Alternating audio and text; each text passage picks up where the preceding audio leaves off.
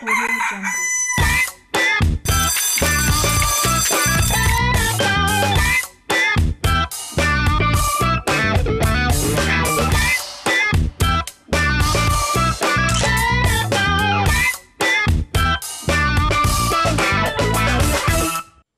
Mardi 26 juin 2018, bienvenue sur Matin Bonheur, c'est le deuxième rendez-vous ouvré concernant cette semaine. Bonjour Nessie. Bonjour Marco. Ça va bien? Ça va très bien. Vous êtes ravissante dans vos tenues qui me rappellent mon club préféré en Côte d'Ivoire, qui n'est autre que... La SEC, Mimosa. Attention, hein. Ça va bien. Je sais qu'il y a des supporters de l'Africa qui me regardent là. C'est sûr qu'après l'émission, je vais recevoir des petits messages disant attention, attention. Mais moi, je supporte tout le monde. Voilà. Je supporte tout le monde, tout le monde, tout le monde. Mais en même temps, Marco, votre cravate, elle rappelle. Voilà. C'est pour ça que j'ai parlé de la SEC, parce que je sais que quelque part en moi, il y a un côté d'Africa, quoi. Ouais, franchement. Mais il manque juste un peu de verre. Oui, oui, oui, un peu de verre. Et Pour le crier, verre, oui. le verre, c'est la verdure du matin, quand tout s'élève, tout ça. Ça va bien? Oui, ça va. Alors, on très aura quoi bien. aujourd'hui au programme de cette deuxième émission de la semaine? Beaucoup de belles choses. C'est vrai que c'est bientôt les vacances, mais on garde toujours le squelette de notre émission. Aujourd'hui, mardi, on parle droit. Et droit avec un thème particulier. On parlera de la modernisation de la justice en Côte d'Ivoire. Quel résultat? Est-ce que vous Absolument. savez? Oui, Parce en qu'on a parlé reçu, ici. on a reçu énormément de spécialistes de la justice dans notre pays tout au long de cette saison. Et donc, le directeur, comme on appelle le DACP, le juge Daniogo Clofan, va venir nous faire le point et puis nous parler de cette modernisation du système judiciaire, voir un peu l'entendement, ce qu'il y a dans l'entendement du garde des Sceaux pour une justice plus proche des justiciables, une justice vraiment qui est ouverte et qui ne cache rien, qui n'est pas hermétique. Et ça sera pour le plaisir des téléspectateurs. Marco, on aura aussi dans la rubrique Entreprendre des personnes qui viendront partager leur expérience avec nous, hein, avec des faits concrets.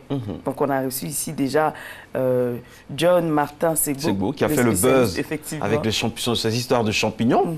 On va le recevoir également. Oui, ce sera très intéressant. Et Micheline Dion, son pays. Vous le savez, hein, celle qui nous a parlé de poisson, hein, la présidente de la Société coopérative des femmes de pêche de Côte d'Ivoire. Donc elle viendra avec nous reparler de son parcours. Voilà. Seulement, elle ne viendra pas avec du poisson. John Martin Segbo ne viendra pas avec du champignon. Bon, on ça espère. Hein. Champignon, poisson, ça rime en plus. Ben oui. Ce qui rime également, Nessie, c'est que nous allons ouvrir cette émission avec un voyage, parce que les vacances, ça sent les vacances. Nous allons aller en Normandie. Vous connaissez? Normandie.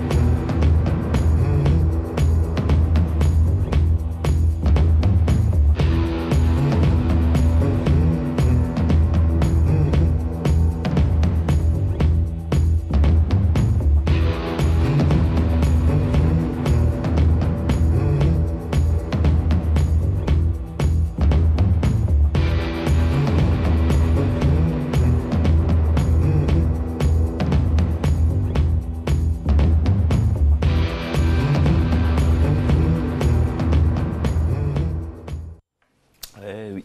C'est Sans très les beau. vacances déjà. Oh là là Oui. là. Et Marco, en France, il n'y a Oui. pas que Paris. Il n'y a pas que Paris, il y a beaucoup de oui. villes à visiter, notamment la Normandie. Donc, si vous faites un tour du côté de la France, sortez un peu. Sortez un peu, c'est vrai que c'est beau de faire des photos autour de la Tour Eiffel, mais il y a d'autres villes à visiter, de très belles villes, n'est-ce pas Marco? Ah oui, Tu très es déjà très. allé en Normandie? Oui, en Normandie, mais pas à Gand. Pas à Gand, en Normandie. D'accord. Je suis allé en Normandie, c'est-à-dire à Bongouanou. En Normandie de chez nous, là. Il faut goûter à la Normandie ici, d'abord, vous allez là-bas. On est à Bongouanou, à Dikabo, à Pitiési, Ouais.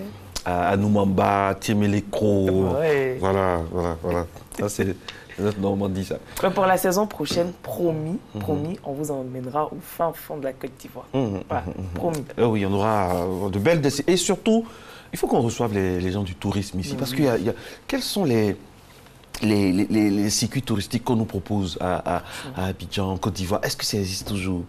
C'est vrai, parce que parfois on a envie de faire découvrir à nos enfants le pays, aller dans différents coins pour les vacances. Non seulement c'est plus bien, c'est plus instructif, et ça revient moins cher même que le simple billet d'avion. Donc vraiment, il faut penser, il y avait ça à l'époque quand on était jeune.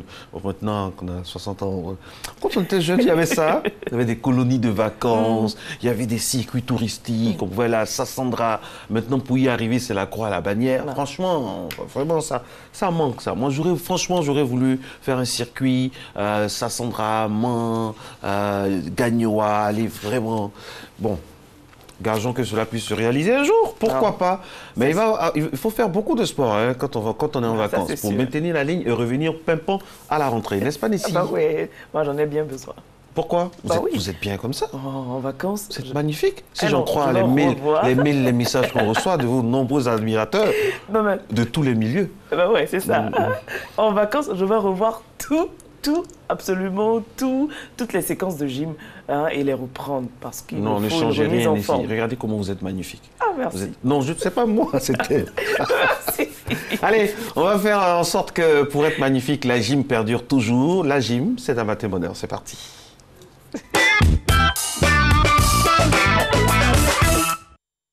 Bonjour à tous, bienvenue à cette session de gym. Aujourd'hui, je vous invite à travailler avec nous les abdominaux, principalement les obliques. Donc, prenez juste un tapis et on part directement pour le premier mouvement au sol. Regardez, on s'allonge là. On va simplement aller toucher nos chevilles en glissant de part et d'autre, comme ça. On va en faire 20 deux fois. 3, 2, 1, go. 1, 2, 3, 4, 5, 6, 7, 8, 9, 10, 1, 2, 3, 4, 5, 6, 7, 8, 9 et 10. Super. On souffle juste 10 secondes et on repart encore une nouvelle fois pour cet exercice. Allez, 3, 2, 1.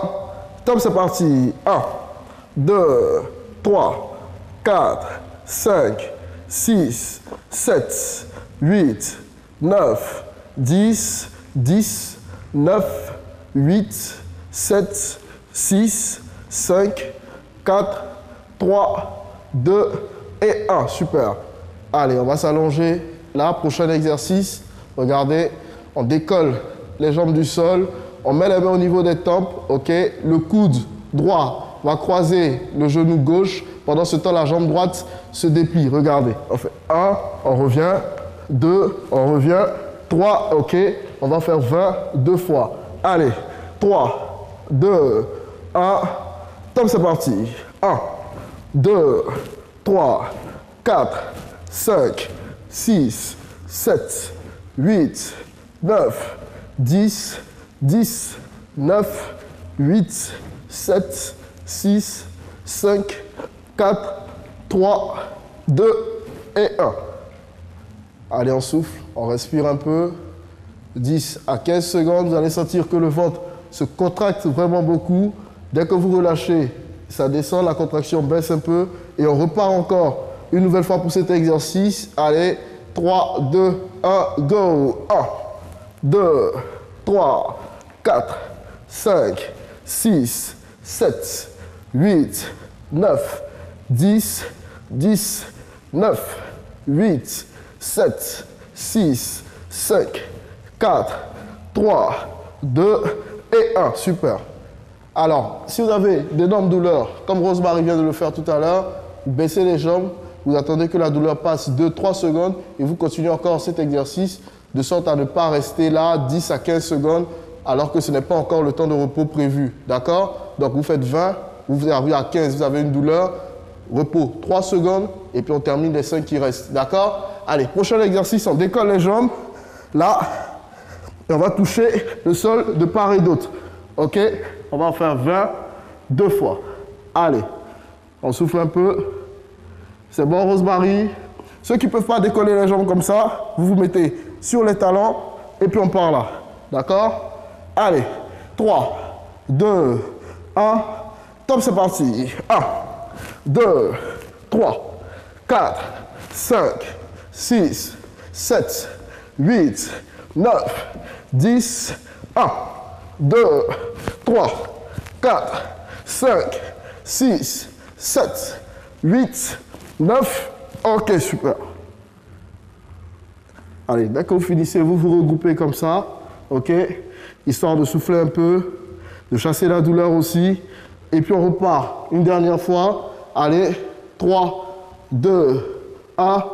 Top, c'est parti. 1, 2, 3, 4, 5, 6, 7, 8, 9, 10, 10, 9, 8, 7, 6, 5, 4, 3, 2 et 1. Super. Allez, on se remet encore dans la même position. Courage. Super, Rosemary. Allez, chez vous aussi, soyez courageux. Allez, on souffle un peu. On part. Dernier exercice du jour. Regardez, on décolle les jambes là. Voilà, on garde les talons au sol. On descend le dos, on tend les bras. Et on part à gauche, là, et à droite. Comme ça. D'accord? On appelle cet exercice les twists russes. Allez, on y va. On part à 20. 3, 2, 1. Top, c'est parti. 1, 2, 3, 4. Rosemary, plie un peu plus les jambes. 5, 6, 7, 8, 9, 10. 1, 2, 3, 4, 5, 6, 7, 8, 9. Ok, super. Allez, on se regroupe une dernière fois. Voilà, pour chasser la douleur. Félicitations. On a terminé pour aujourd'hui. Bravo à vous qui avez réussi à faire tous ces exercices avec nous. On vous donne rendez-vous demain pour une autre session de gym. Allez, très bonne journée. Oula, aujourd'hui... Rosemary, c'est pas évident. Hein. Ça fait transpirer. Hein. Coach Fabio, aujourd'hui, oui, c'est un coach franchement... sans pitié. À vous regarder juste, on a des douleurs. Hein. Heureusement que Nessie et moi, nous tenons. Hein. Nous faisons ces mouvements-là rapidement. Quoi. En 2 temps 3 mouvements. Ouais, en 2, 4, 6, quoi. En 2 temps 3 mouvements. Un truc fastoche, quoi. Super fastoche. N'est-ce pas, Nessie? Bah oui, c'est ça. Hein, c'est ça. Surtout que je suis juste derrière vous. Dès que vous faites, je suis... Hein. C'est ça. Envoyer des masques à oxygène là-bas pour nous aider. Dans quelques instants, mesdames et messieurs, nous allons recevoir avec beaucoup de plaisir notre spécialiste en technologie. Donc, tout au long de cette saison, il viendra nous parler de football. Oui, aujourd'hui, nous allons parler de la sécurité dans les stades, assistance vidéo, tout ça. Voilà, mais en attendant, il y a des informations assez capitales pour ce 26 juin, n'est-ce pas, Nessie? Effectivement, Marco, la fête à souhaiter ce jour, c'est la journée des anthelmes, Marco. La journée des anthelmes. Anthelmes. Vous connaissez un anthelme? Anthelme, sans doute. Ce sont des prénoms c'est assez rare. Ouais. Anthelme. C'est germanique. Ah. C'est du germanique hand, qui veut dire fin, extrémité, et helm, qui veut dire casque. Protection. Donc les prénoms dérivés, on a Antime, Thelma et Anthelme, plusieurs façons de réécrire Anthelme. Donc ils sont dotés d'une grande générosité.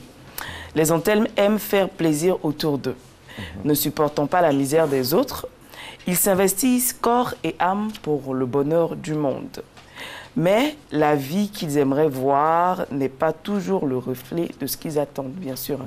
Dans toute chose, il y a le bon et le mauvais côté. Et les anthelmes n'aiment pas du tout le mauvais côté, Marco. Des anniversaires à célébrer en ce 26 juin. Vous savez, vous avez certainement souvenance de ce joli, grand et magnifique défenseur italien, Paolo Maldini. Paolo Maldini avec ses yeux d'une profondeur qui en disent long hein, sur son état d'esprit quotidien, c'est-à-dire la force interne. Paolo Maldini, né 26 juin 1968, grand joueur. Il y a son père Cesare Maldini qui a été le coach de l'Italie. Et puis aujourd'hui aussi, on va penser à une icône de la conscience nègre, de la conscience noire, une fierté donc de notre peau. Vraiment, c'est un masque titulaire de tout ce qui est civilisation nègre, on va dire ça comme ça. Aimé Césaire, qui est né le 26 juin 1913. Nous avons une pensée pour ceux qui l'ont aimé à travers les livres, ceux qui l'ont connu. On pense comme ça au grand frère Billet, donc qui l'a côtoyé, qui fait partie des personnes l'ayant côtoyé de plus près. Et nous avons une pensée également pour toutes ces personnes-là. Et puis, voilà, 26 juin 2003, une mauvaise nouvelle aussi pour le football africain. Marc-Vivien Foé, qui, je vous rappelle, est né dans le quartier Nkolo 2 de Yaoundé, né le 1er mai 1975 et mort à Lyon au cours d'un match, on s'en souvient tous, le 26 juin 2003. Voilà, il a été sélectionné à 64 reprises en équipe du Cameroun, décédé à l'âge de 28 ans d'un arrêt cardiaque au cours d'un match de son équipe, l'équipe du Cameroun contre la Colombie. Aujourd'hui également, Marco, c'est la fête du côté de Madagascar et de la Somalie, puisqu'aujourd'hui, ils fêtent leur indépendance. 26 juin 1960, donc fête anniversaire, donc l'indépendance de Madagascar et la Somalie britannique accède à l'indépendance. On souhaite donc une très bonne fête d'indépendance à toutes ces personnes qui nous regardent de cet endroit-là, de ces endroits et surtout qui vivent, parce qu'il y en a aussi qui vivent en Côte d'Ivoire.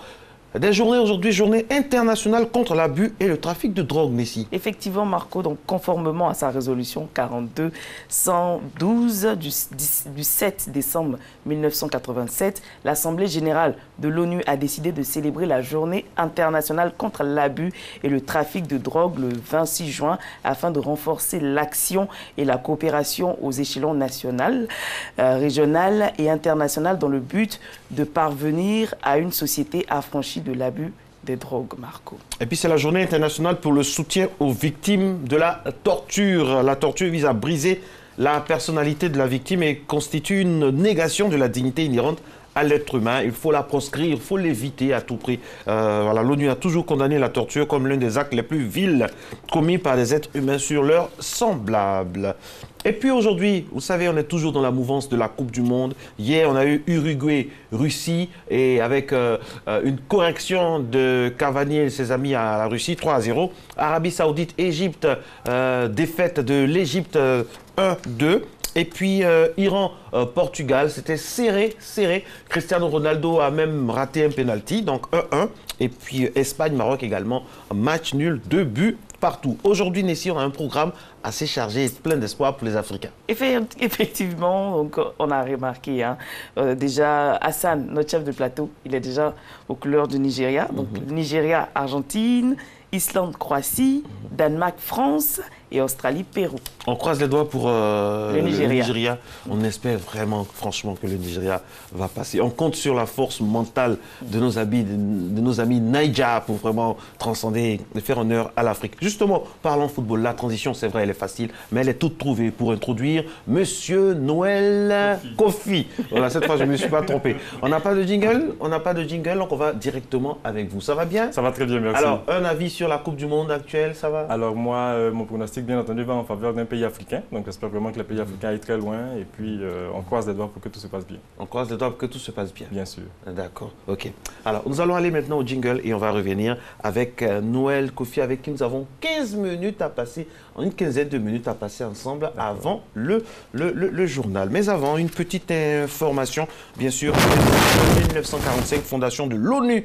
Oui, le 26 juin 1945 à San Francisco, les représentants de 51 pays fondent l'Organisation des Nations Unies, conformément au principe de la Charte de l'Atlantique en 1941. La nouvelle institution remplace, on l'a tous appris dans nos livres d'histoire, la fameuse Société des Nations, créée en 1920 des suites de la Première Guerre mondiale et établie à Genève. Son siège est fixé à New York, au bord de l'East River, dans la métropole de la principale puissance mondiale. Ici, on parle de l'ONU, on la décrit, mais au moins, comme dirait l'autre, l'ONU a le mérite d'exister et quand même faire quelque chose. D'intervenir dans certains pays, pratiquement dans beaucoup de pays. Voilà. Dans beaucoup de pays, l'ONU fait quelque part du bien. À la société. Merci beaucoup. Il est 6h15, mesdames et messieurs. C'est Christelle Akoussa qui estampille donc cette émission de son saut technique avec toute l'équipe en régie. Merci d'être en notre compagnie. Nous allons parler techno maintenant, juste après ça.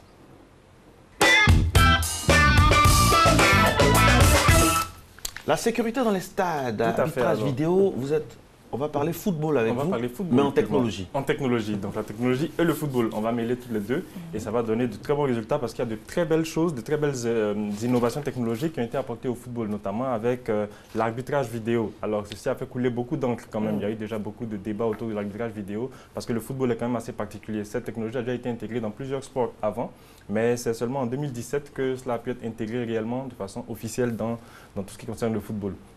Donc l'arbitrage vidéo, on verra également la Goal Line Technology, baptisée GLT pour la ligne de but, la technologie de la ligne de but et les performances et stratégies. Alors l'arbitrage vidéo, en anglais c'est Video Assistant Referee, en abrégé ça donne VAR, donc VAR. Alors c'est une technologie qui permet d'aider, en fait c'est une aide à l'arbitrage, une aide pour l'arbitre en fait. Donc il a la possibilité de revoir les actions qui se sont passées en cours de jeu. Donc une caméra enregistre tout ce qui se passe et en cas de litige, l'arbitre peut aller sur le bord du terrain et revoir dans une vidéo. Le Portugal en a fait les frais hier. Exactement. Ah, d'accord. Donc on met une pause? Bien sûr. Donc on met une pause, on arrête carrément le jeu, l'arbitre va consulter l'écran qui est tout seul, il est seul. Hein? Il est tout seul, voilà, face à l'écran, donc il regarde le moniteur et il revoit l'action sous plusieurs angles en fait. Ça lui permet donc de mieux juger la situation et donc de pouvoir trancher en cas de litige. Donc c'est vraiment toute cette technologie-là qui a fait couler quand même beaucoup d'encre parce qu'on estime que le football est assez particulier. C'est naturel, c'est humain. Bien sûr, et c'est tout cela qui fait le charme aussi du football. Mais en même temps, il y a des erreurs d'arbitrage, il y a des erreurs, il y a des buts manqués. En même temps, il y a des sponsors, il y a de l'argent. Tout à fait. Le football génère beaucoup d'argent. Donc une défaite, il y a des paris. Il y a des paris donc il faut mettre tout le monde dans des conditions normales de température et de pression. Bien sûr. CNTPS, bien sûr. Alors finalement, l'arbitrage vidéo a été validé et il est donc officiel. Cette technologie est utilisée sur les différents stades de la Coupe du Monde de 2018. La deuxième technologie en football, c'est la Goal Line Technology. En français, c'est la technologie de la ligne de but. Donc parfois, il arrive qu'un ballon frôle la ligne de but, mais on ne sait pas si elle est entrée du premier regard. Donc avec la technologie de la ligne de but, il y a pas moins de 6 à 8 caméras qui permettent d'observer, donc qui observent en permanence la position du ballon. Et lorsqu'on analyse et que le ballon a franchi entièrement, voilà, parce qu'il faut que la balle franchisse entièrement la ligne de but. Lorsque c'est fait, le point est accordé. Et l'arbitre porte une montre qui vibre exactement, donc il n'a pas besoin de regarder la montre. La montre vibre automatiquement et il peut accorder donc le but. Cela se fait en moins d'une seconde, en 300 millisecondes. Donc c'est quand même très rapide, c'est une technologie assez infaillible. De plus, la balle n'intègre aucune technologie, aucune fibre, aucun équipement. Donc elle n'a pas de modification de structure. Donc on ne peut pas critiquer, la balle réagit différemment et tout. Donc c'est vraiment uniquement les caméras. Donc il n'y a pas moins de 6 à 8 caméras autour de la cage de but qui permettent d'analyser et de voir si le but est passé, si la balle est passée, a franchi la ligne ou pas. Est-ce que malgré tout ça, il y a des buts mythiques qu'on n'arrive jamais à... Voilà, il y a le fameux but de la Coupe du Monde de 1966 en Angleterre, Brésil avec le Brésil, je ne sais pas, on n'était pas encore là, mais on a vu les images. Est-ce qu'il existe une faille dans tout ce système-là? Effectivement, on peut tout de même discuter, on peut tout de même analyser. Il y a quand même des propositions qui sont faites parce qu'il y a plusieurs technologies en fait qui ont été présentées à la FIFA pour lutter contre ce type d'erreurs-là. Mais en même temps, ça passe assez vite. C'est quand même c'est dans le vif de l'action. Les caméras permettent certes d'immortaliser, donc de fixer l'image, mais il y a toujours des critiques quand même. La balle a franchi, la balle n'a pas franchi. Mais au moins, avec l'arbitrage vidéo, on peut avoir des éléments tangibles, on peut avoir une analyse concrète et puis prendre une décision. Mais dans tous les cas, la décision finale revient absolument à l'arbitre. Il est seul maître du jeu, il a certes des conseils, des assistances, mais c'est vraiment à lui que revient le dernier mot. Donc, après l'arbitrage vidéo, après la Goal Line Technology, on a également tout ce qui concerne les performances, donc performance et stratégie. Alors, au cours des préparations, au cours de l'entraînement, les stratégies et tout cela doivent s'affûter. Mais aujourd'hui, on a besoin de... Tout cela a été fait uniquement avec les questions qui étaient posées aux joueurs, leurs ressentis et tout. Aujourd'hui, on a des équipements comme par exemple ce scanner qui, après l'entraînement, permet de scanner. Donc, on le pose simplement sur le joueur et il fait passer un courant électrique dans tout le corps du joueur qui permet de déceler le pourcentage de gras, le pourcentage de muscles, le pourcentage d'eau qu'il a dans le corps. Donc cela permet d'anticiper sur les blessures. Donc c'est vraiment le niveau en avant. C'est chaque club a ça. Chaque club qui se respecte devrait avoir ces équipements-là. Donc ça permet d'anticiper sur les blessures, de voir l'état général des joueurs. On a également d'un point de vue application, d'un point de vue logiciel qui permet donc de scanner et de mettre en place des tactiques de jeu. Mais on a également toute la technologie, la wearable technology, donc des technologies qui se portent, des puces qui sont intégrées au maillot qui permettent d'analyser et de voir la vitesse de pointe d'un joueur au cours de match, qui permet également de déceler son rythme cardiaque. Les tricheurs, ceux qui trichent sur un terrain aussi. Bien sûr. Oui, parce que ça donne la vérité là. Bien sûr, quelle distance il a parcouru, quelle énergie il a brûlé et tout. Donc cela donne des statistiques très réalistes et tout cela est enregistré dans des bases de données pour affûter de nouvelles stratégies. Donc c'est vraiment, on peut considérer que la technologie est vraiment le 12e homme, le 12e joueur du football. Donc avec ça, de moins en moins, on aura des pertes en vie humaine sur les stades. Bien sûr, cela ne risque pas d'arriver quand même. C'est quand même, il y aura une bonne réduction à ce niveau-là. Il y a une alerte, on sait déjà que le cœur de tel ou tel bat vite ou bat moins vite. Tout à fait. Tachycardie, bronchocardie, là, on peut réagir automatiquement. On peut donc anticiper sur tout cela, c'est vraiment très pratique. Donc c'est ce qu'on appelle la wearable technology, la technologie qui se porte avec des puces qui ont tout un arsenal de technologies avec des puces intégrées qui donc analysent tout l'état de santé global du joueur. On va donc anticiper sur tout ça. Et pour apporter de l'eau à votre moulin, c'est qu'il y a une nouveauté au niveau de la Coupe du Monde. Toutes les équipes, chaque équipe a un entraîneur, mais un entraîneur spécialement chargé des statistiques qui est dans les tribunes. C'est-à-dire lui, il n'est pas sur le banc, il fait partie, donc il a une place dans les tribunes et il est en contact direct avec des informations que la FIFA délivre uniquement. Et donc, ça peut, oui, ce sont des informations sur les joueurs, sur la santé. Vraiment, on fait attention avec toutes ces morts sur le terrain. On fait beaucoup attention à la santé des joueurs. Parce que le football, mon Dieu, ça va vite et le cœur, tous les muscles sont sollicités. Tout à fait. Pendant une longue période en plus. Tout à fait, c'est très juste. Et les Africains auront beaucoup de problèmes le jour où on inventera la machine qui pourra déceler l'âge exact du joueur. Pourquoi? Qui vous a dit que les Africains? Pourquoi les Africains? Les Sud-Américains également sont forts dans ce domaine-là. Vous pensez que c'est le âge? Non, les Africains, par exemple au Nigeria, on sait qu'ils sont jeunes. C'est l'équipe la plus jeune. Le gardien nigérien, quand vous le regardez, vous savez qu'il est jeune. Oui, c'est ça. Bien sûr, je le regarde, c'est visible. Oui, on sait qu'il a vraiment 19 ans, il est l'un des plus jeunes du tournoi. Mais pourquoi vous riez? Pour rien. Si, c'est votre petit frère. Oui, je sais. Aussi surprenant que cela puisse paraître. Oui, la suite. Alors, je vous emmène faire carrément un voyage touristique. On va voir ensemble les différents stades de la Coupe du Monde de 2018. Alors, ces stades sont vraiment des joyaux de l'architecture. C'est vraiment ce qui s'est fait de mieux. Donc, il y a en tout 12 stades dans 12 pays, dans 12 villes différentes de la Russie. Donc la Russie organise pour la première fois la Coupe du Monde de 2018. Et donc 12 stades ont été sélectionnés. Donc ce sont des joyaux de l'architecture, de véritables... Là, c'est 12 stades qui ont été sélectionnés. Ça veut dire qu'ils en ont plus même. Bien sûr, mais ils en ont sélectionné juste 12 pour abriter chacun des matchs. Donc ça, c'est le premier. C'est lui qui a donc abrité le match d'ouverture et également qui abritera la finale. 78 000 places. Tout à fait. Alors le second, également un véritable bijou de l'architecture. Il est toujours en Russie et c'est vraiment phénoménal. En fait. C'est un autre niveau, franchement, c'est un autre niveau. Bien sûr, bien sûr. Alors les architectes ont vraiment mis tout en œuvre. Il y a certains stades même parmi cette sélection qui ont été conçus spécialement pour la Coupe du Monde, qui ont été inaugurés à cette Coupe du Monde de 2018. C'est le fameux stade d'Ekaterinbourg. Tout à fait. Avec son architecture assez, assez contemporaine, avec des lignes vraiment très très belles qui donnent... et chaque stade est construit par rapport à l'histoire de la région. Quoi. Exactement. Il y a toujours une allusion à l'histoire. Et ça c'est magnifique. C'est magnifique, c'est magnifique. Donc celui il est basé à Moscou. Et c'est vraiment un joyau qui peut abriter facilement 45 000 personnes, donc c'est énorme. Je vois la question que Nessie veut poser. Je vois. Et chez nous?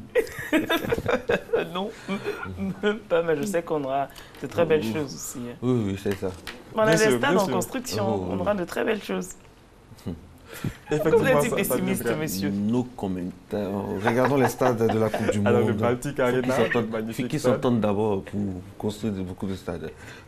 Ça, c'est à Volgograd. Voilà, un véritable joyau. Donc, belle finition, design impressionnant. C'est vraiment tout l'historique de la région qui est mis en avant. Il s'attarde énormément sur les effets spéciaux, les effets lumineux.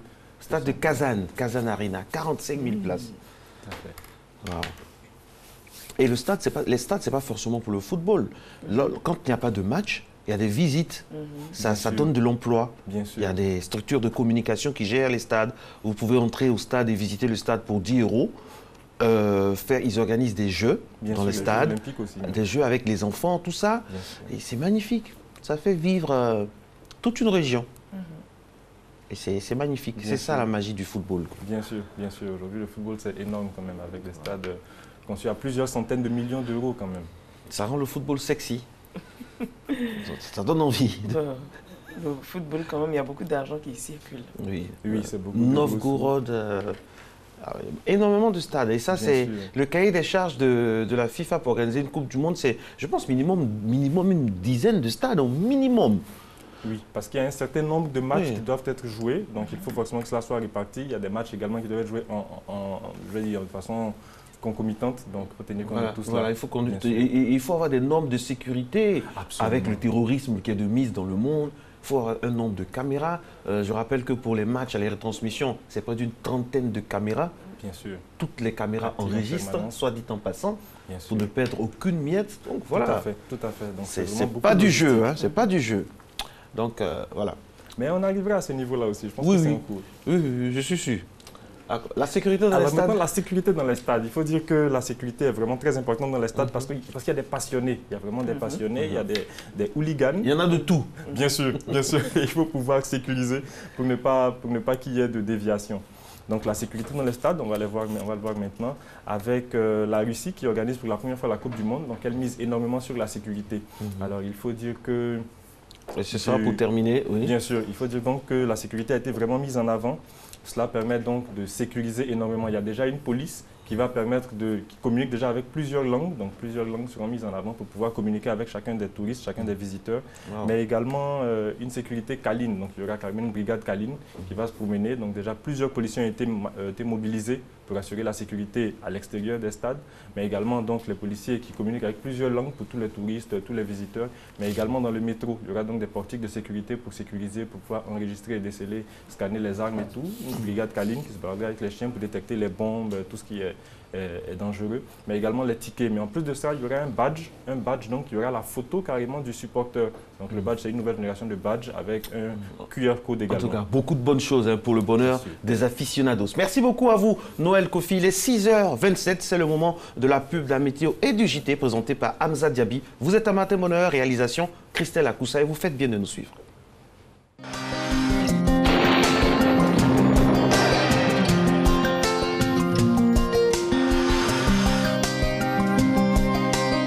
MTN, everywhere you go. Mesdames et messieurs, bonjour. Pour cette matinée, un temps quelque peu nuageux avec de faibles pluies sera présent sur les zones du littoral est et celles du sud forestier. Cette situation évoluera vers un temps partiellement nuageux avec du soleil en cours de la période. Le centre et l'ouest pourraient connaître des passages nuageux accompagnés de pluies localisées. Le reste du pays sera partiellement nuageux. Les températures pour la matinée, on notera 24 degrés à Abidjan, 23 degrés à Diaké, 24 degrés sur les villes de Bondoukou comme celle de Boaké dans le Gbeke, 25 degrés à Daloa, 24 degrés à Dambokro comme à Gagnoa. Il fera 26 degrés comme maximal à Korogo, 21 degrés de minimal à Mans, 26 degrés à Odiéné, 22 degrés à San Pedro comme à Sassandra, 21 degrés à Tabou, enfin 24 degrés à Yamoussoukro. Pour l'après-midi, un temps relativement ensoleillé pourrait intéresser l'ensemble des régions. Cependant, le mélange de l'humidité et de l'insolation pourrait entraîner la formation d'orages isolés accompagnés de pluies sur les zones de l'ouest et du centre-ouest. Les zones plus au sud du pays seront intéressées. Les zones plus au sud du pays seront simplement nuageuses avec des averses localisées, notamment sur les régions du sud-ouest. Les températures à présent pour l'après-midi, on notera 29 degrés à Abidjan comme à Diaké, 32 degrés dans la ville de Bondoukou. À Boaké, il fera 33 degrés, à Daloa 31 degrés, à Dambokro 32 degrés, 30 degrés à Gagnoa, à Korogo, il fera 33 degrés, 29 degrés sur la ville de Mans, à Odiéné 32 degrés, à San Pedro comme à Sassandra 29 degrés, 28 degrés à Tabou, enfin il fera 32 degrés sur la ville de Yamoussoukro. Très bonne journée à toutes et à tous.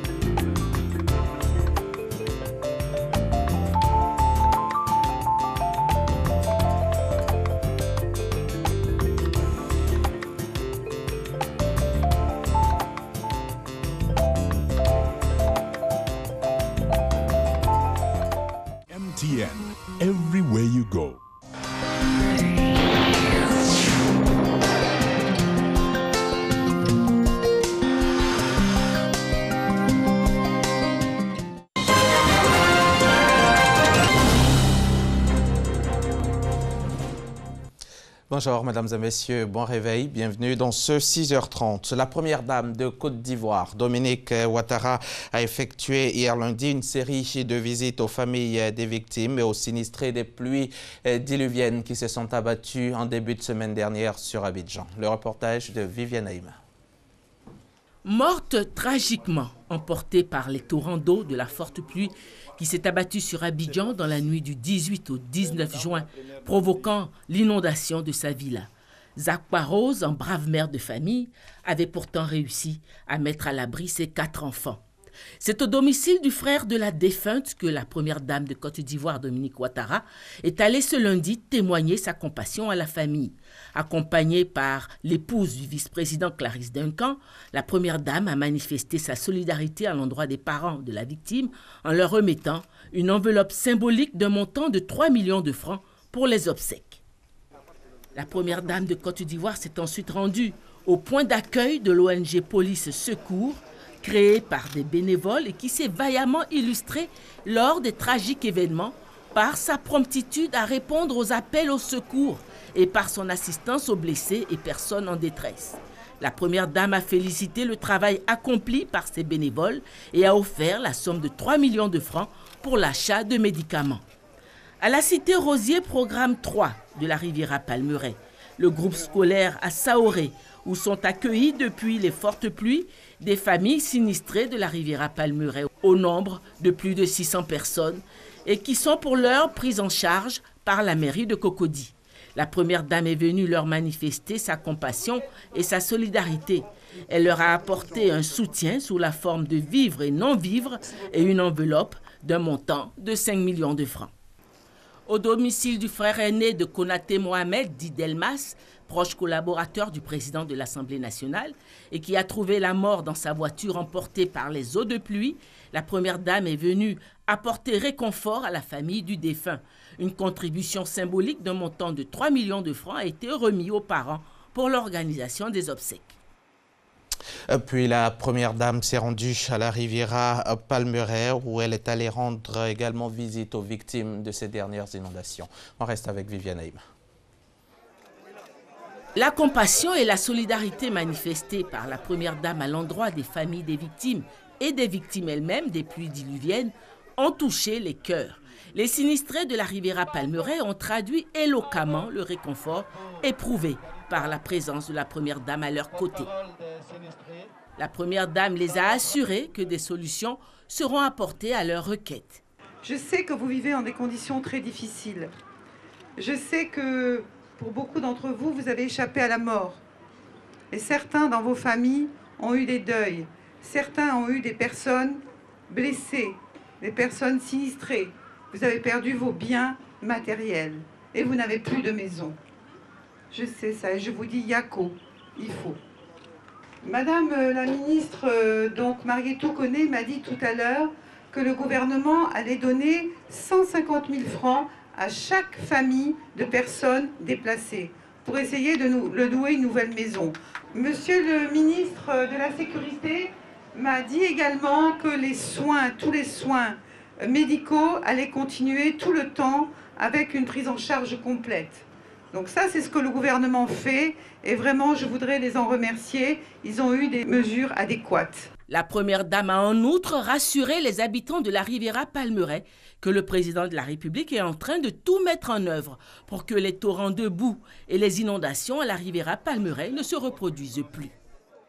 Et autres Abidjan, Guibérois, Tiasalé et Ndossi font partie également des localités qui ont enregistré des pertes en vie humaine et des dégâts matériels lors des dernières pluies. Les pluies diluviennes de lundi 18 et mardi 19 juin dernier. Et la ministre de la Famille et de la Protection de l'Enfant et de la Solidarité s'est rendue dans ces différentes localités. Vous le voyez là en image, elle s'y est rendue pour apporter la compassion du gouvernement. Notre reporter Grace Kando, le reportage donc de Grace Kando vous sera proposé dans nos prochains journaux. Des entreprises citoyennes, solidaires, des sinistrés des dernières inondations. Une caravane de solidarité a sillonné les communes d'Atekoubé et de Cocody. C'est une action de la Fondation Carrefour et des filiales du groupe CFAO. Ces structures ont apporté un soutien composé de vivres, de non-vivres et de médicaments. Valeur de ce geste de solidarité, 35 millions de francs CFA. Walter Amadou Ouattara. Suite aux pertes en vie humaine et dégâts matériels enregistrés lors des dernières pluies diluviennes, les Ivoiriens continuent de faire parler leur cœur. Les victimes de ces fortes pluies des quartiers de la commune d'Atekoubé viennent de bénéficier du soutien des entreprises citoyennes, des kits alimentaires et des médicaments. Une action de la Fondation Carrefour et du groupe CFAO. Nous sommes tous abidjanais et par rapport au drame qui vient de se passer, nous avons estimé que nous ne pouvions pas rester insensibles. Nous avons monté cette opération, 1000 kits pour 1000 familles. On espère ainsi pouvoir soulager les familles qui ont été endeuillées et qui sont victimes de cette catastrophe. Nous nous rendons compte que pendant ces moments de détresse et de grande tristesse, les Ivoiriens ont montré un élan formidable de solidarité. Et les entreprises aussi ont montré qu'elles ont une responsabilité sociétale vis-à-vis de l'ensemble de leurs concitoyens et nous apprécions à leur juste valeur. Après Atekoubé, cap a été mis sur la commune de Cocody pour la même activité. À un moment donné, nous nous sommes sentis orphelins.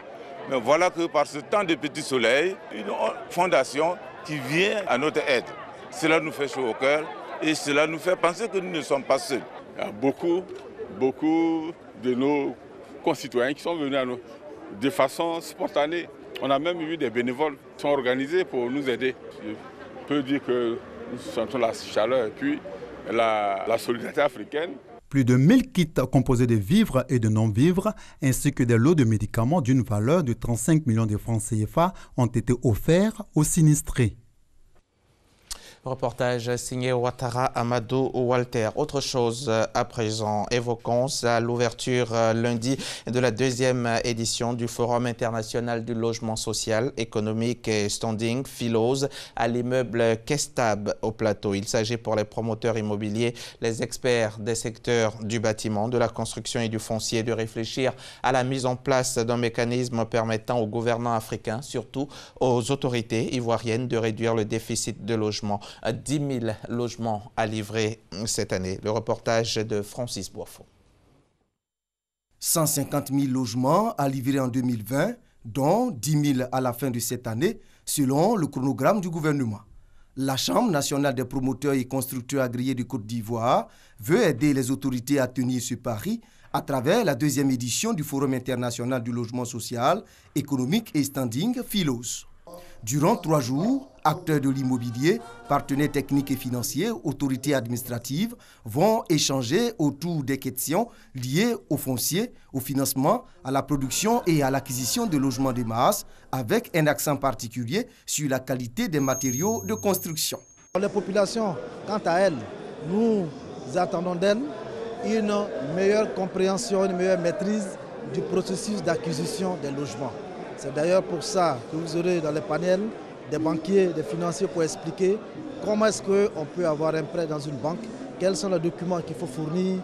Le Philos 2018, c'est également une plateforme d'échange d'expériences et de partenariats, selon le directeur du Salon panafricain de l'immobilier du Burkina Faso. Nous, ce que nous voulons, c'est de pouvoir, avec les partenaires qui sont là, obtenir des opportunités pour investir et bien sûr avoir un portefeuille relationnel encore plus élargi qui nous permettra également d'aller au-delà de la Côte d'Ivoire, c'est-à-dire dans d'autres pays de la sous-région, pour encore déposer nos valises et partager notre expertise en matière immobilière. Le gouvernement attend beaucoup de ce forum international sur les logements, dit le ministre Sidi Touré. Il donne des orientations sur les préoccupations majeures. La maîtrise du foncier. Il y a aussi le renforcement des capacités des acteurs du secteur afin de favoriser la production de masse et de qualité.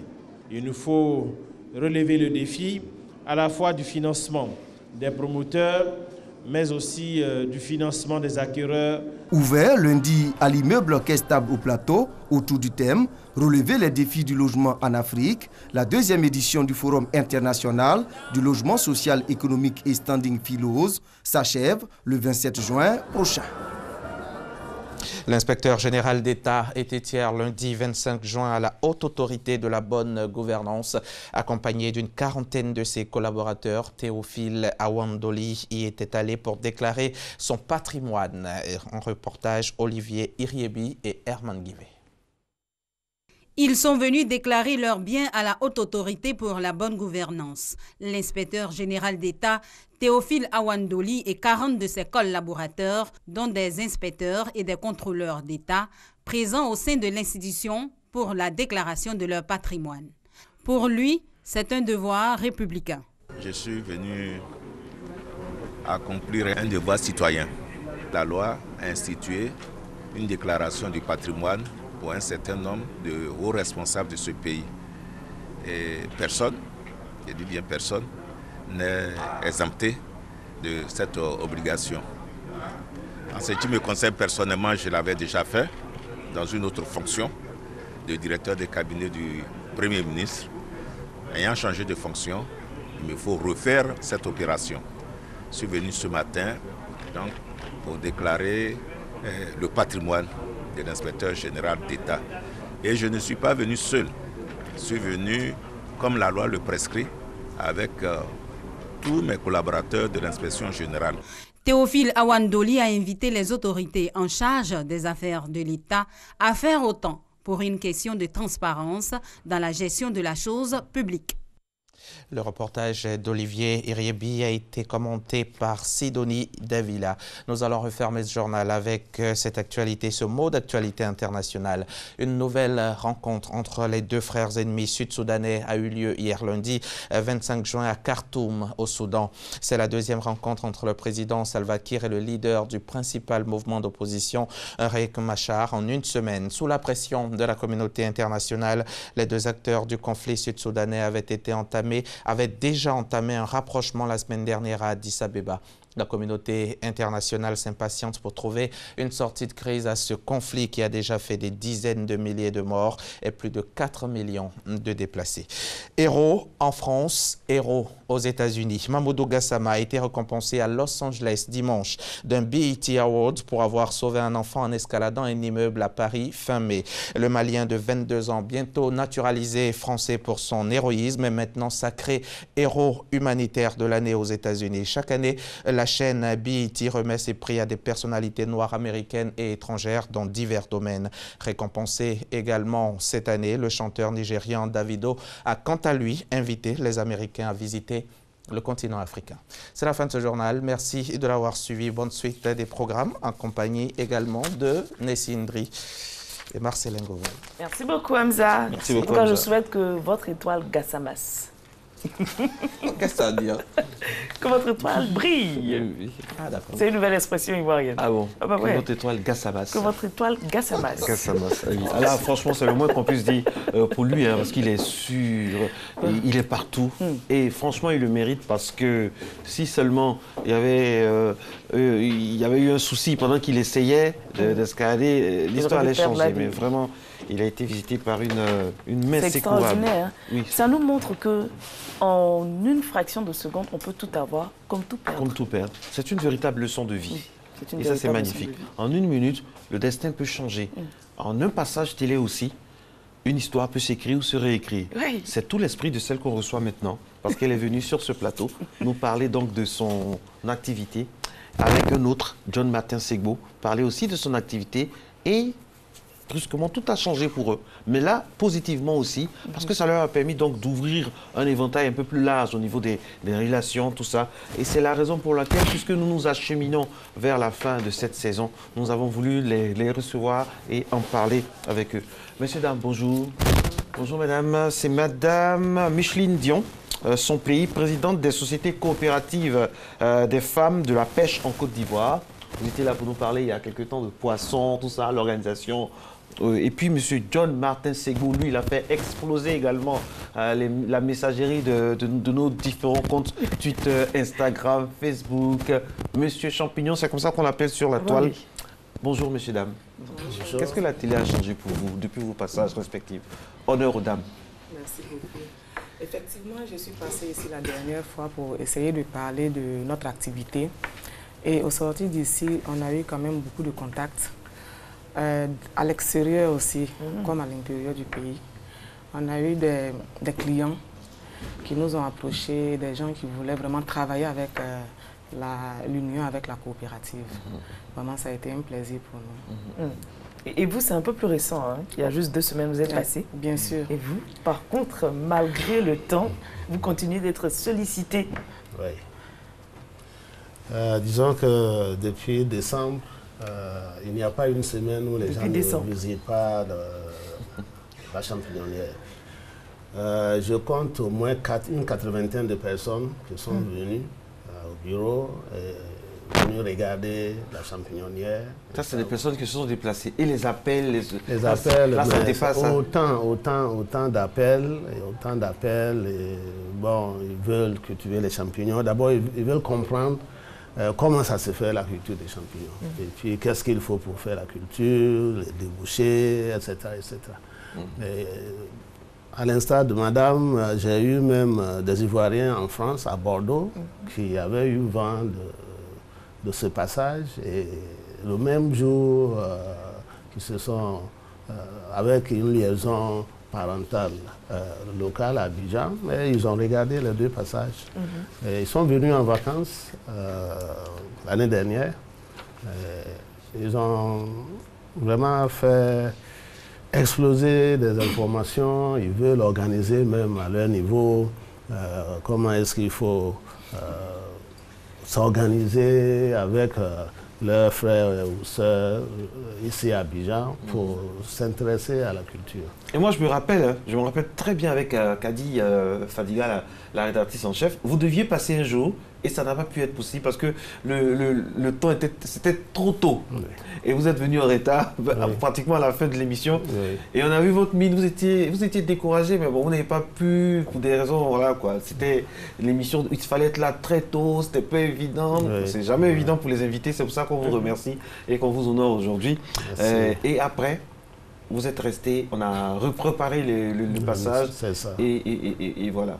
Et voilà. Qu'est-ce que vous retenez d'un passage sur RTI 1 le matin? Bon. C'est-à-dire, malgré le fait que l'émission soit très tôt, vous pensez que c'est un peu suivi quand même? Oui, c'est suivi, c'est sérieusement suivi. Pourquoi? Parce que moi, j'ai eu des appels jusqu'à Boaké et au-delà. Des gens qui ont appelé et il y en a qui se sont déplacés depuis Boaké pour venir, depuis la Loire, depuis Gagnoa, même Tabou.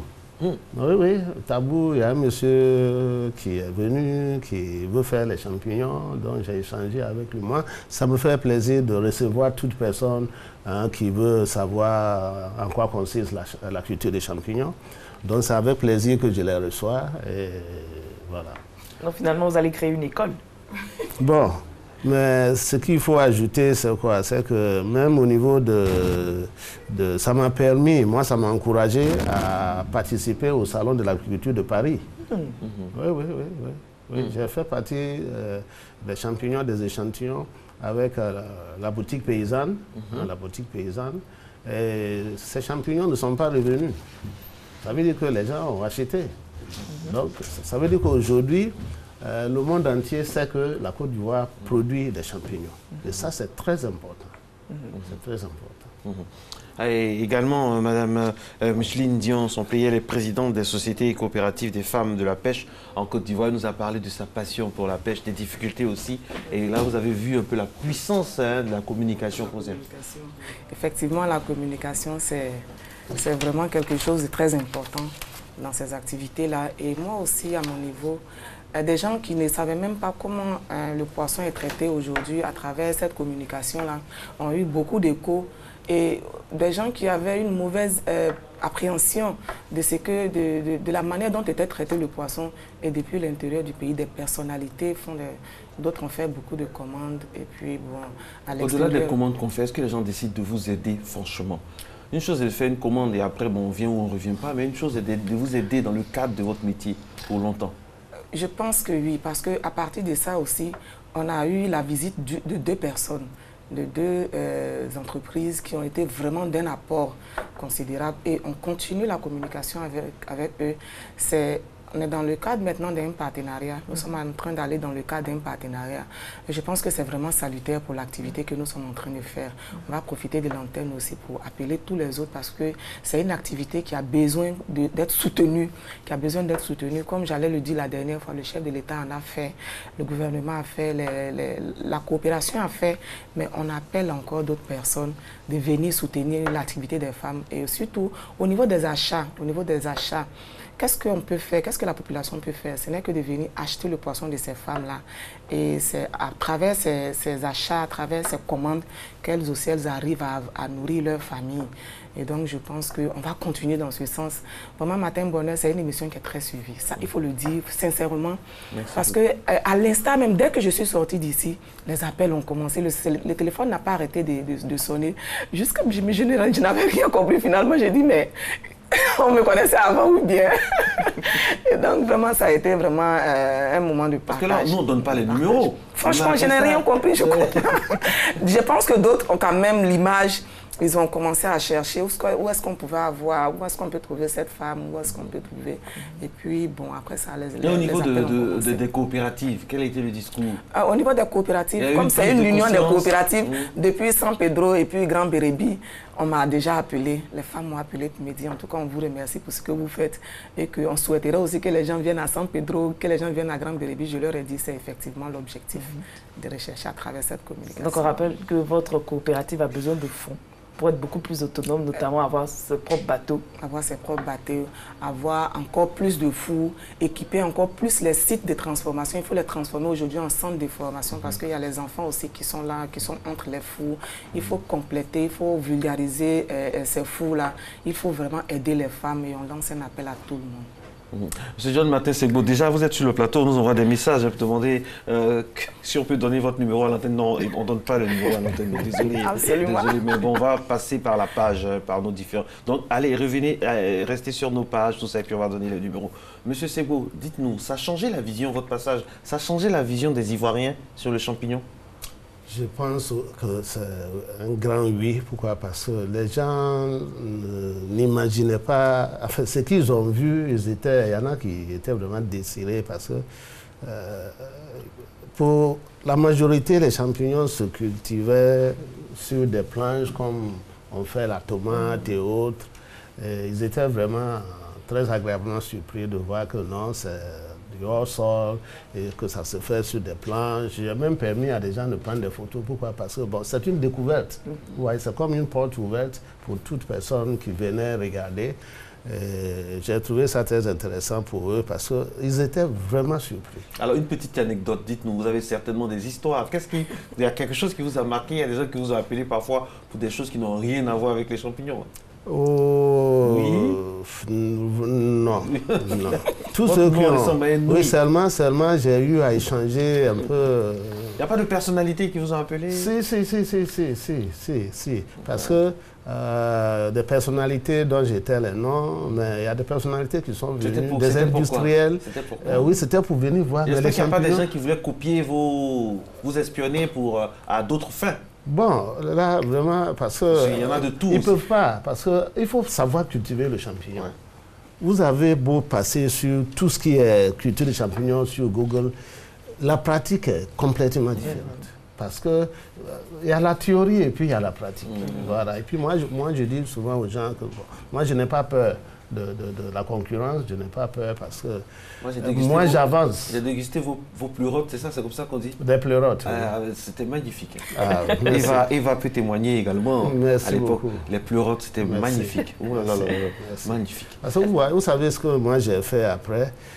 J'ai même envoyé un consultant qui a envoyé les champignons aussi au salon du Maroc.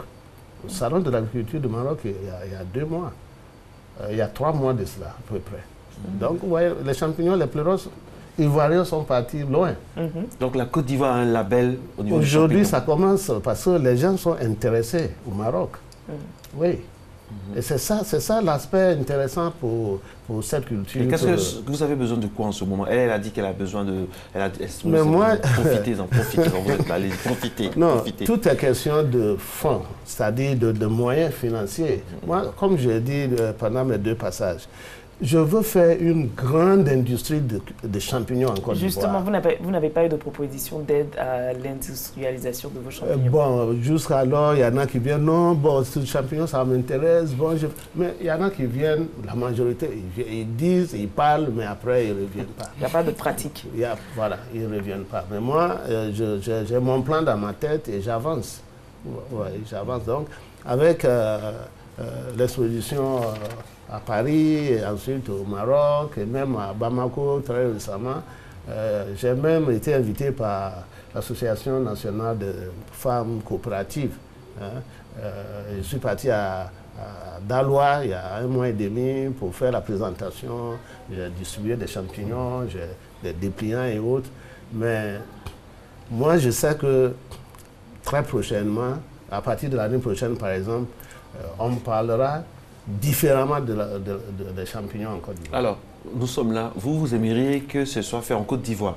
Mais si vous avez une proposition, des gens qui viennent par exemple de Chine, de Malaisie, ils viennent vous comment on dit le mot, débaucher. Ils viennent vous débaucher, ils viennent dire, ah, monsieur Sebo, c'est vrai, vous êtes en Côte d'Ivoire, mais nous voudrions que vous veniez en Malaisie, en Chine, tout ça, vous quittez la Côte d'Ivoire.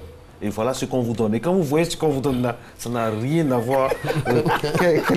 Quelle serait votre réaction?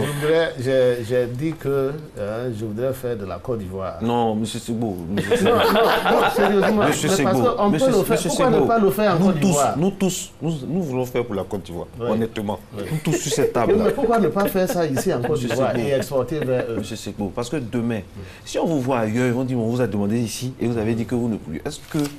Parce qu'on nous suit partout. Si les gens viennent avec un projet concret, pendant que d'autres tardent, et vous disent non, venez pour 5 ans en Chine, comme disent les Ivoiriens, chaud, venez pour 5 ans en Chine, voici vos avantages. Avec un montant. Ah, c'est ça. Ça, c'est le montant qui va faire la différence. Voilà, mesdames et messieurs, la négociation se passe en direct, ça commence à venir. Mais regardez, moi, l'industrie que je veux voir mettre en place a une valeur de presque 5 milliards. Et s'il y a des gens qui peuvent vous financer? Mais il y a des gens qui ont... Mais oui, même en Côte d'Ivoire, il y a des gens qui ont ce bon temps-là. Mais qui traînent. Mais qui traînent. Oui, mais qui traînent. Mais un jour, ils seront mordus par la maison. Oui, ouais. Parce que je veux mettre mon expérience au service de la Côte d'Ivoire. Aider à faire de la Côte d'Ivoire le premier producteur, le premier consommateur et le premier exportateur de champignons dans la CEDEAO. C'est ça. Donc je veux que ça se sache comme ça. Je veux le faire en Côte d'Ivoire parce que nous avons tous les substrats. Dans certains pays dont j'étais le nom, mais les champignons sont faits avec des produits chimiques. En Côte d'Ivoire, nous avons tout ce gazon, tous ces jardins. Naturellement, on a tout, franchement. Tout. Donc ça doit se faire ici. Je veux mettre les champignons dans 4 sauces ivoiriennes. Lesquelles? Mais sauce gnagna, guaguassou, akpi et puis sauce graine. Vous, je pense qu'on ne va jamais vous laisser partir. Les sauces que vous citez là, ce sont des sauces mythiques. Avec un peu de poisson. Et donc, on doit le faire pour que ça parte d'ici. Pour que ça parte d'ici et puis pour envahir le monde entier. Et c'est faisable. Oui, c'est faisable. Parce que je connais, les mêmes pleurotes viennent en conserve d'un pays dont je sais encore le nom. Vos pleurotes là, c'était magnifique. 10 000 kilomètres d'ici. Mais on peut le faire ici. Donc, mes chers Ivoiriens, Ivoiriennes, on a tout ce qu'il faut pour faire une industrie de 10 milliards ici en Côte d'Ivoire de culture de champignons pour employer minimum 5 000 personnes. Voilà, mesdames et messieurs, pendant qu'il est encore temps, conclusion rapide avec Mme Dion. Conclusion, vraiment, je voulais dire merci à la RTI et puis merci aussi à tous ceux qui ont commencé, qui nous ont accompagnés, qui ont suivi ce processus et appeler les bailleurs de fonds, appeler les personnes de bonne volonté, les personnes ressources à soutenir l'Union, à soutenir la fédération au plus haut niveau, à soutenir les organisations féminines dans le secteur de la pêche et à en faire du FOU FTT surtout une grande chose, une vulgarisation au niveau de notre pays pour que le poisson soit vraiment bien consommé au niveau des familles, des ménages. Merci beaucoup à vous deux. C'est notre plaisir de voir que vos différents passages sur ce plateau ont servi à quelque chose, surtout à faire avancer la société. C'est tout l'esprit donc de la rédaction en chef de Matin Bonheur. Et nous sommes très heureux de faire ce métier quand nous voyons vos mines heureuses et qu'à tout moment, vos vies peuvent changer positivement parce que vous nourrissez des familles et ça fait plaisir. Vous êtes à Matin Bonheur, ça aussi, ça nous fait vivre. Et ça nous a fait vivre tout au long de cette année. C'est la pub, regardez.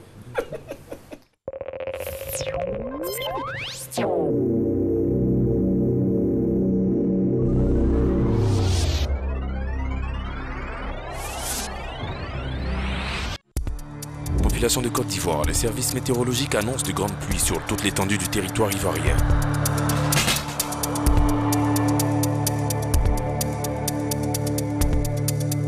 À cet effet, le ministère de l'Intérieur et de la Sécurité invite les populations à prendre toutes les dispositions pour libérer les bassins orageux, les canaux d'évacuation et toutes les zones à risque afin de préserver leur vie. Ceci est un message de l'Office national de la protection civile. En prélude à la grande saison des pluies et dans le but de prévenir les catastrophes liées aux inondations, il est demandé aux populations qui occupent les passages d'eau, les ouvrages d'assainissement, les cuvettes, les caniveaux, les zones d'éboulement de bien vouloir les libérer sans délai. Le ministère de la Construction, du Logement, de l'Assainissement et de l'Urbanisme exhorte toutes les populations à la prudence et à la protection de leurs familles, de leurs biens immobiliers et matériels. Numéro de téléphone ONAD 22 50 80 50, ONPC 22 47 97 11, cellule de crise 22 47 87 36, sapeurs-pompiers 180. Bonjour Kwadjo. Bonjour chef. Mais Kwadjo, tu n'as pas bonne nuit ce matin. Chef, ce sont les moustiques qui nous empêchent de dormir. Mais mon ami Kwadjo, ta maison est entourée d'herbes. Et juste derrière chez toi, madame jette les ordures. Tout cela constitue un nid pour les moustiques. Et ce sont les piqûres de ces moustiques-là qui vous transmettent le paludisme. Aïe chef, donc moustiques aussi dans le paludisme. Bien sûr. C'est à cause de cela qu'on vous a distribué les moustiquaires imprégnés. Et pour bien utiliser la moustiquaire imprégnée, il faut la retirer de son sachet, l'étaler à l'ombre durant toute une journée et le lendemain, l'installer. Assainir son environnement et dormir sous une moustiquaire imprégnée protège efficacement contre les piqûres des moustiques et le paludisme.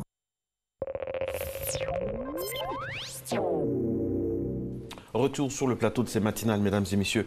La dernière ligne droite aujourd'hui va s'intéresser, comme tous les mardis, au droit. Et ce matin, nous allons faire un peu le bilan, le point avec une personnalité du monde juridique en Côte d'Ivoire. Parce que tout au long de cette année, on a eu sur ce plateau de Matin Bonheur la chance d'avoir des experts. Cela nous a permis au passage de savoir que notre pays regorge donc de nombreux cadres compétents dans le milieu judiciaire. Et l'une le leitmotiv de M. le garde des Sceaux, c'est vraiment la justice moderne, la justice transparente. Tous ces mots-là, à quoi ça renvoie concrètement? C'est tout l'intérêt de la présence sur ce plateau de notre invité, M. Daniogo Ngolo Clofan, c'est comme ça qu'on dit, et donc magistrat hors hiérarchie, directeur des affaires civiles et pénales. Avec lui, nous allons parler de la modernisation de la justice. Quel résultat? Un genre vraiment de condensé, de récapitulatif de tout ce qu'on a vu en droit cette saison sur Matin Bonheur. C'est juste après ça.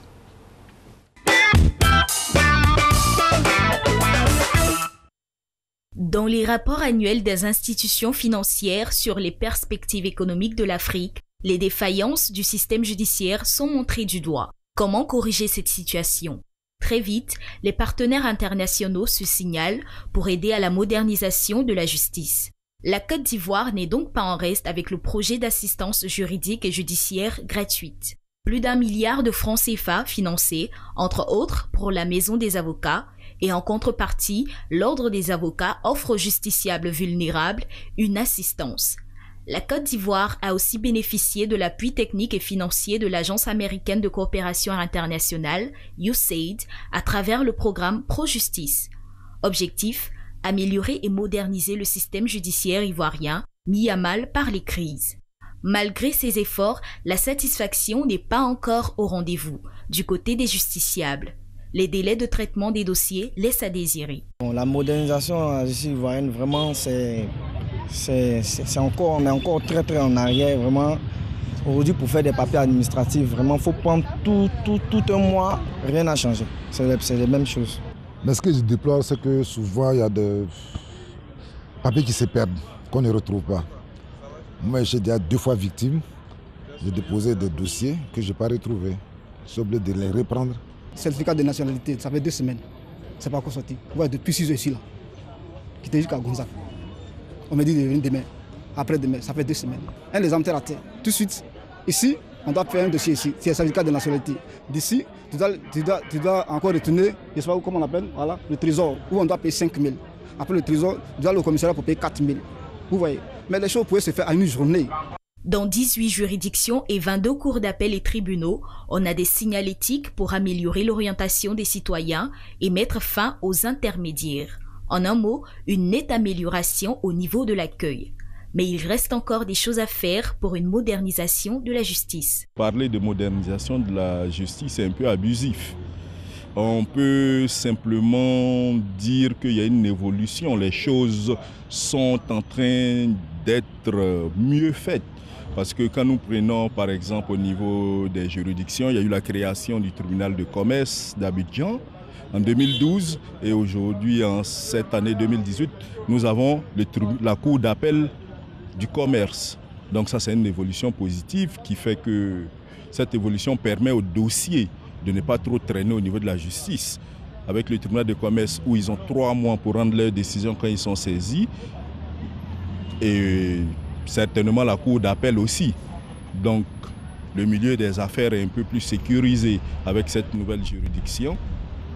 Nouvelle juridiction en parlant de la cour d'appel du commerce. Le tribunal de commerce, lui, il existe depuis 2012. Donc c'est une avancée considérable dans la justice ivoirienne. Concernant les actes du greffe, tels les casiers judiciaires, certificats de nationalité et autres, aujourd'hui, nous avons des imprimés sécurisés. Ce qui permet d'avoir une certaine confiance aux documents qui viennent de la Côte d'Ivoire. Parce qu'il faut le noter que la Côte d'Ivoire faisait partie des pays à risque. Tout ce qui venait de la Côte d'Ivoire était, entre guillemets, mis en doute.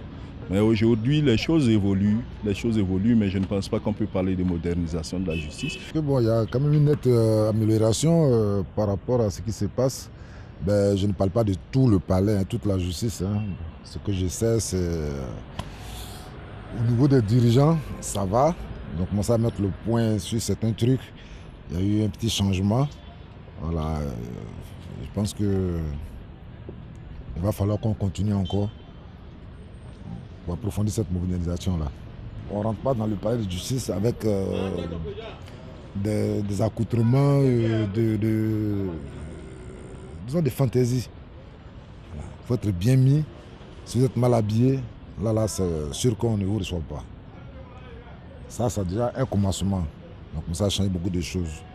C'est le côté positif pour le moment. Et tout est filtré. Au niveau du violon, on est content.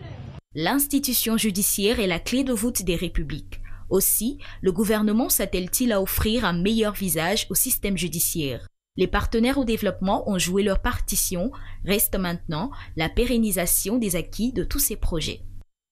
Margot, pratiquement tous les thèmes abordés dans ce reportage ont été traités ici par des experts.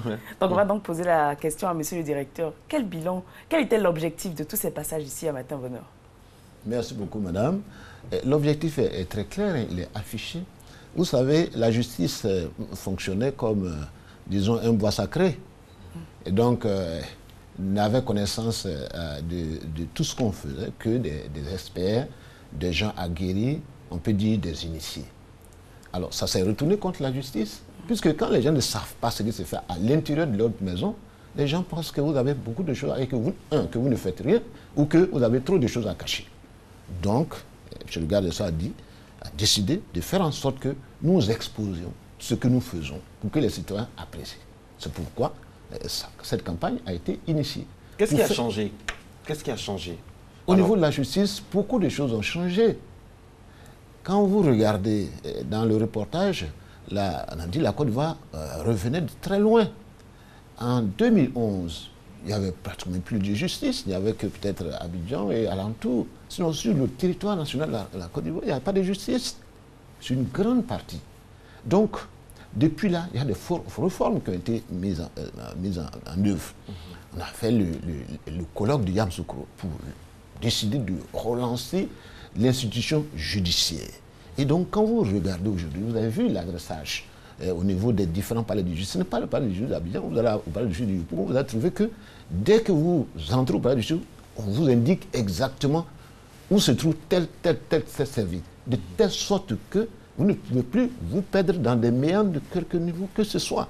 Quand vous regardez la manière dont nous travaillons, il y a quelqu'un qui a parlé de la lenteur. Quand vous avez des machines, nous étions encore aux machines à chariot. Quand il y a une faute, il faut recommencer à zéro. Aujourd'hui, ce sont de vieux souvenirs. On va venir en détail là-dessus, monsieur. Je rappelle que vous êtes membre conseiller à la Cour suprême et que vous avez été, en guillemets, prêté donc au ministère. C'est la même justice. Oui, c'est la même justice, absolument. Voilà. Alors, les piliers sont les suivants. Il y a 4 piliers, si on peut dire ça comme ça. Il y a la justice crédible, justice ouverte, justice rendue, et puis il y a la justice moderne. On va s'intéresser au premier pilier, la justice crédible. Pour une justice crédible, et ça intègre forcément des hommes, un environnement et la transparence. On va commencer par les hommes. Quels hommes pour quelle justice ivoirienne efficace en ce moment? Merci beaucoup. Les hommes, c'est d'abord des hommes bien formés. Donc cela fait appel à la formation initiale. Donc les plus jeunes qu'il faut recruter, il faut les recruter sur des bases saines, des gens dont la compétence est avérée. Ça, c'est le premier élément. Donc, ils rentrent déjà avec une base solide. Voilà. Base solide du point de vue de la connaissance et du point de vue de la moralité. Premier point. Deuxièmement, la formation continue. Il est un droit pour tout travailleur d'être formé au moins une fois dans l'année. Et le ministre de la Justice en a fait un credo. Aucun magistrat ne doit faire une année sans retourner à l'école. Bien entendu, la formation continue. Renforcement de compétences. Parce que quand vous n'apprenez pas, vous désapprenez. Ce que nous avons appris il y a 30 ans, si on n'a pas revisité les textes, ce n'est pas évident qu'on le sache aujourd'hui. Cela s'apprend. Donc, il faut encadrer même ceux qui sont disons, déjà en juridiction. Vous prenez un magistrat de la Cour suprême. C'est quelqu'un d'accompli.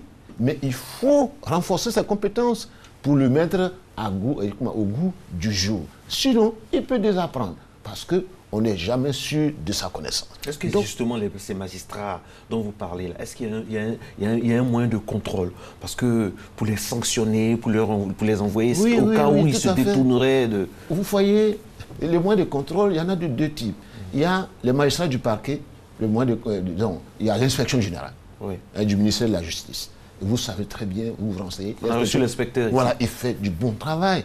Voilà, chaque magistrat est visité aujourd'hui 2 fois dans l'année. On dit que c'est la hantise, on dit que l'inspection du travail, l'inspection générale au ministère de la Justice, c'est la hantise de tout magistrat. Non, ce n'est pas la hantise, bien au contraire, même c'est la béquille du magistrat. Voilà, parce que l'inspection, l'objectif n'est pas d'abord de sanctionner. L'objectif est d'encadrer, ou dire, voilà comment il faut travailler. Mais les Ivoiriens veulent savoir, est-ce qu'il y a des juges qui sont sanctionnés? Oui, évidemment, il y a des juges qui sont sanctionnés. Mais comme on ne vient pas... on ne le sait pas. Pourquoi ce n'est pas médiatisé? Mais parce que la loi ne permet pas de médiatiser. La sanction est une sanction. La publicité de la sanction est une autre sanction. Mais si cette publicité-là peut aider le justiciable à savoir qu'il est dans un environnement sécurisé... Non, la sanction du juge directement n'aide pas le justiciable. Mais indirectement, ça l'aide parce que ça dissuade les autres de commettre des fautes. Vous voyez. Donc nous sommes dans la maison de la justice. Et quand on est dans la maison de la justice, il faut se conformer strictement à la loi. Ce que la loi interdit de faire, il ne faut pas le faire. Sinon on tombe dans l'arbitraire. Et nul ne doit être sujet d'arbitraire ou bien victime d'arbitraire. Au Burkina Faso, il y a eu le cas récemment. Voilà. Il y a des juges qui ont été sanctionnés. Mais c'est sûr. Le ciel n'est pas tombé sur la tête des Burkinabés. Non, ce n'est pas une affaire de crainte. Pourquoi, au nom de la démocratie, au nom de la transparence qui fait partie de ces piliers-là, on ne peut pas, par exemple, tel juge a été sanctionné. Il y a des fonctionnaires, des agents de l'État qui sont sanctionnés, c'est sûr. Vous savez, pourquoi pour les juges, on doit faire... Non, il ne s'agit pas des juges seulement. Mais quand vous regardez le Conseil de discipline de la fonction publique, c'est fréquemment, je ne veux pas dire tous les juges ne connaissent pas la préférence, mais est-ce que ces décisions sont publiées? Mais dans tous les cas, si la loi dit que les décisions doivent être publiées, nous ne voyons pas d'inconvénient. Pour le moment, le statut de la magistrature dit que les décisions ne doivent pas être publiées. Vous, ça, en tant que juge expérimenté, oui. vous êtes un juge expérimenté hors hiérarchie. Oui. Est-ce que vous ne pensez pas qu'on peut, on peut changer ça? Vous savez bien, vous savez très bien que quand un magistrat est sanctionné, ça ne se cache pas. Parce que c'est une décision de justice. Le fait que moi, je ne vienne pas, en tant que directeur des affaires civiles et pénales, je ne vienne pas, je viens dire, ouais, monsieur X vient d'être sanctionné. Ça ne change rien du tout.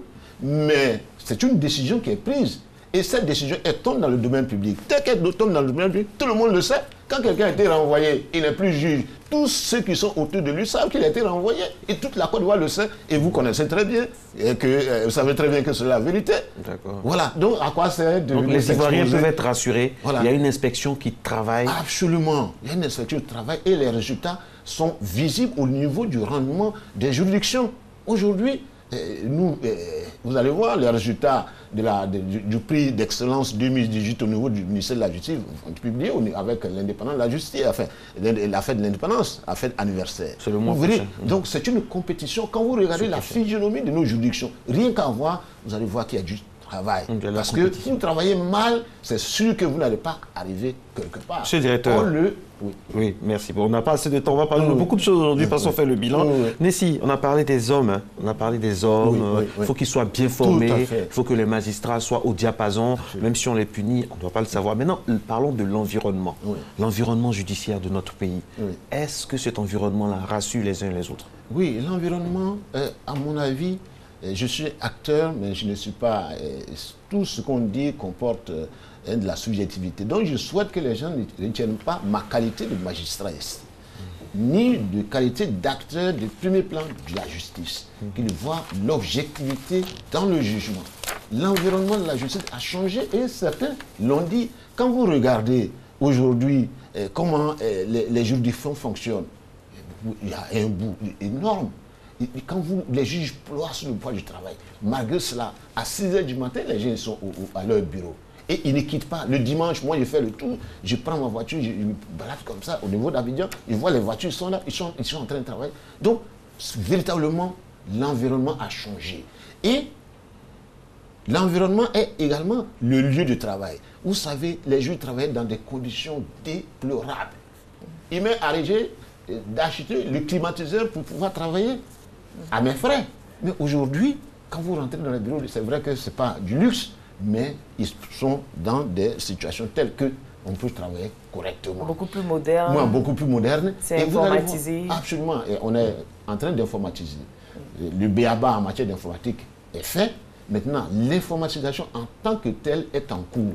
On a des juridictions pilotes dans ce sens-là. Il y a Yopougon, il y a Dabo, il y a Tiasalé. Monsieur le garde des Sceaux même est allé au lancement on appelle ça, du système en ce qui concerne l'informatisation à Yopougon. Et nous avons vu que dans un temps très record, les dossiers peuvent être traités. Mais si nous étions toujours à l'aide du néolithique... Est-ce que ça peut être traité en réseau?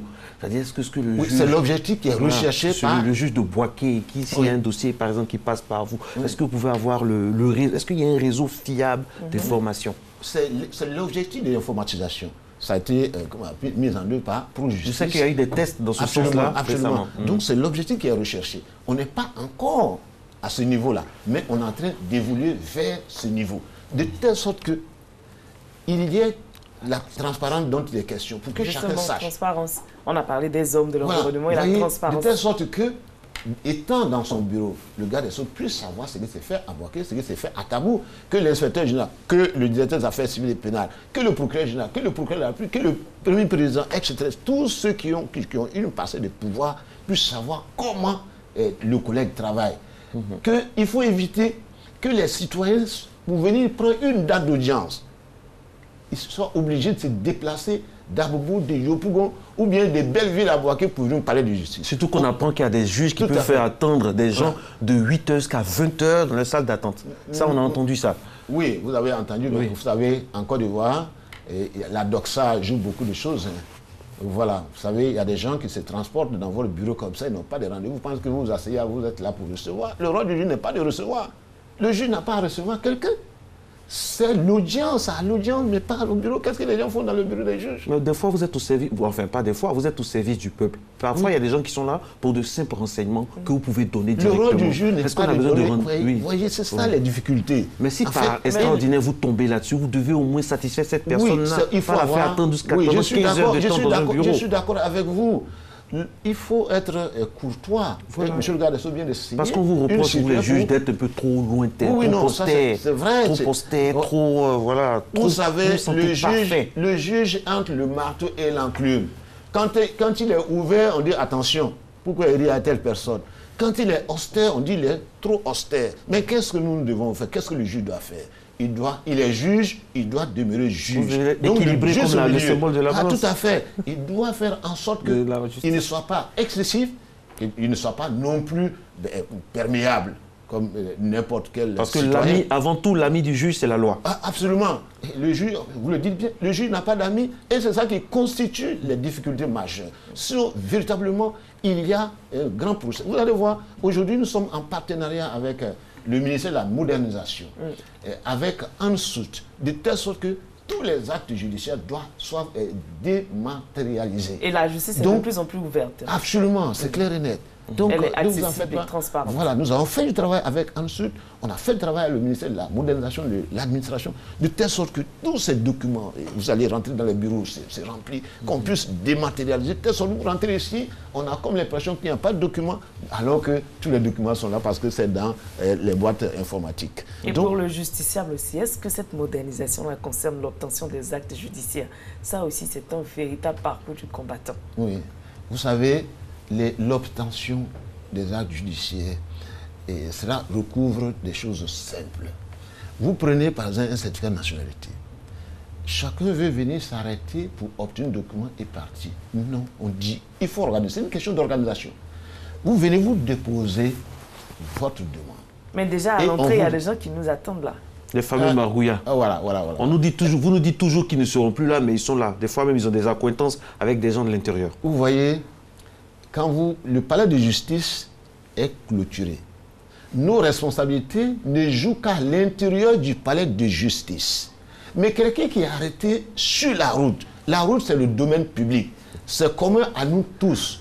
Vous voyez, madame, vous quittez votre résidence depuis Abobo pour venir chercher un document au palais de justice.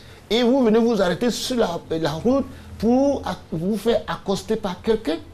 Mais vous voyez, il y a quelque chose qui ne va pas. Et il ne faut pas le mettre sur le dos du juge. Vous avez quitté, vous avez un objectif au palais de justice. Vous avez vu les signalétiques tout à l'heure. On dit, voilà le bureau du greffier en chair. Voilà comment il faut faire pour, excusez-moi, voilà comment il faut faire pour avoir telle documentation. Mais il ne faut pas s'adresser à quelqu'un qui est arrêté sous la pluie au soleil. Mais le problème, c'est que ce monsieur qui est arrêté sous la pluie au soleil, il fait montre des fois d'une efficacité déconcertante. Absolument. Efficacité entre guillemets. Les dossiers, par exemple, que vous allez remettre dans 10 jours, lui, il les remet, il ne sait pas comment il fait. C'est pour ça que tout à l'heure, je parlais d'accointance avec les gens de l'intérieur. Lui, il vous les sort, mais pratiquement le même jour. Non, vous savez... Si, monsieur, si, c'est la réalité. Bon, dans l'absolu, je ne vais pas dire c'est faux. Moi, j'ai travaillé pendant... Il vous dit, allez visiter le plateau, puis vous revenez dans 15 minutes. Et il vous donne le papier. Vous savez, il y a beaucoup de faux qu'on déplore. Il y a des gens qui vous prennent vos papiers. Tous les jours, moi, je reçois les documents fréquemment dans ce sens. Ils prennent vos papiers, ils y mettent la signature du juge et vous remettent. Au moment où vous allez vous faire délivrer vos documents, on dit non, les signatures, parce qu'il ne sait pas que le juge a été affecté. Il connaît. Et un juge, il met une signature, il met son nom. Les juges sont victimes de cela. Vous avez, on vous a dit, il y a des usines de fabrication de faux papiers. Quand il dit, allez nous faire un tour, revenez, vous allez voir que ça n'a pas été suivi par un juge.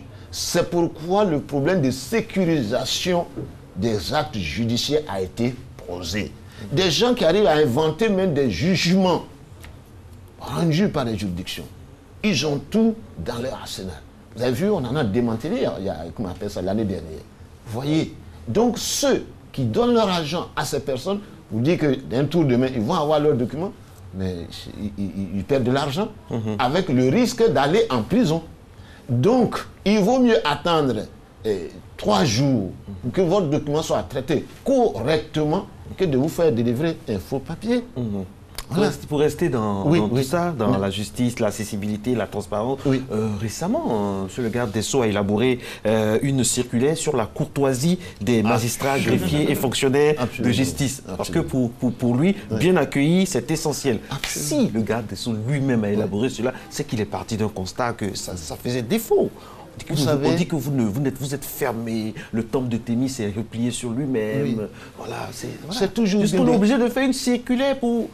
Le rappel est toujours bien. Est-ce que vous n'allez pas à l'église? Est-ce qu'elle ne va pas à la mosquée? Est-ce qu'il ne va pas dans un temple? Mais tout le monde sait que Dieu existe. Pourquoi on va voir les hommes de Dieu pour nous rappeler notre devoir d'obéissance à Dieu et de bien faire? Vous savez très bien que bien agir est une bonne chose. Donc, il ne faut pas faire attendre des gens dans le bureau de 8h jusqu'à 20h pour un simple renseignement. Non, je ne pense pas que... Que même parfois, on peut donner même rapidement. Vous savez, c'est pourquoi chacun doit faire son travail. Nous avons installé des boîtes de renseignement, voilà, des kiosques de renseignement avec l'appui de ProJustice à l'intérieur, à l'entrée de chaque service. Il y a le numéro standard aussi. Ah oui, tout à fait. Vous voyez, au niveau de chaque service, de telle sorte que pour avoir un renseignement, vous n'avez pas besoin de vous promener au palais de justice. Un Ivoirien peut appeler un numéro directement et avoir pour toutes se les renseigner. informations. Et même, on a fait mieux. Il y a le call center du ministère de la Justice. Voilà. Il y a le call center, si vous le permettez, je donne le numéro. Oui, c'est la justice qui vous donne le numéro. Du ministère de la Justice, c'est le 20 22 32 20. Voilà. 20 22 32 20. C'est le call center du ministère de la Justice. Voilà. Alors, quand on appelle là, on peut demander quoi? Tout ce qu'on veut en matière de justice. Tout ce que vous voulez. Nous nous sommes mis à la place des citoyens ivoiriens. D'accord. Nous avons fait un travail, on a élaboré 667 questionnaires. 667 questions. Et nous avons répondu en nous mettant à la place du juge à ces 667 questions et mis à la disposition des opérateurs. Des questions fréquentes. Oui, le citoyen, la préoccupation est... Que ce soit pour la nationalité, pour l'héritage, pour le divorce, pour le mariage, tout. Sur n'importe quelle question. Quelle question qui peut venir. 667, ce n'est pas peu. Avec 667 réponses qu'on a données aux opérateurs qui sont là, qui ne font rien d'autre que renseigner. Donc, si vous êtes dans mon village, ou vous êtes je sais pas, à Bangoulou, vous êtes à Bangourou, vous êtes à Tengrela, vous n'avez pas besoin de vous déplacer. 20 22 32 20. Absolument. C'est facile à retenir en plus. Absolument. Vous avez ces renseignements gratuitement. Si d'aventure, je vais plus loin, si d'aventure l'opérateur ne peut pas répondre parce qu'il peut arriver qu'on n'ait pas pensé à une question, il y a des superviseurs qui répondent immédiatement. Si le superviseur ne peut pas trouver la réponse, moi je me déplace. D'accord. Oui, pour venir répondre. C'est notre devoir. Et notre devoir est de faire en sorte que les citoyens ne se laissent pas tromper, qui frappent toujours à la bonne porte. Ok, dernier volet, hein, il nous reste 2 minutes. Monsieur le directeur, la justice rendue dans les délais raisonnables. Absolument. On a dit dans l'élément tout à l'heure, au niveau du commerce, c'est réglé, parce qu'il y a le tribunal du commerce, il y a la cour d'appel, tout ça, ça sécurise le monde des affaires. Et le citoyen lambda, lui, qui le sécurise? Voilà, vous savez, la justice, c'est d'abord une question de texte. Il faut qu'on le comprenne. Le juge... Vous parlez de transparence, on parle du procès contradictoire, on parle du procès équitable. Quand vous introduisez... Que ce soit une star qui soit dedans ou pas, que ce qu'on s'appelle Michael Jackson, que chacun soit traité sur le même pied d'égalité. De telle sorte que quand vous déposez un acte, vous devez remettre le même acte à votre adversaire. Le juge ne doit pas avoir peur des supposées personnalités qui protègent un artiste ou un individu quelconque. Voilà, si vous il doit trancher à froid. Absolument, vous êtes un citoyen, vous avez le même droit que n'importe quel autre citoyen, quel que soit votre niveau dans la société. D'accord. Voilà, ça c'est l'objectif du juge. Je souhaiterais vous dire une chose. Vous savez, les gens parlent beaucoup de l'indépendance de la justice. Et le plus souvent, on pose l'indépendance de la justice par rapport au pouvoir exécutif. Nous avons le pouvoir exécutif, le pouvoir législatif, le pouvoir judiciaire. Donc les gens pensent que le pouvoir judiciaire est happé par le pouvoir exécutif. Le problème du juge, ce n'est pas le pouvoir exécutif. Vous savez, quand un larcin a été commis en Côte d'Ivoire et qu'on a mis le grappin sur, par exemple, l'auteur de cette infraction, il n'est pas exclu qu'on aille jusque dans votre village pour chercher quelle est la personne qui a de l'influence sur vous. C'est ça le vrai problème du juge. Et nous devons nous sortir de ce carcan. Ce n'est pas le pouvoir.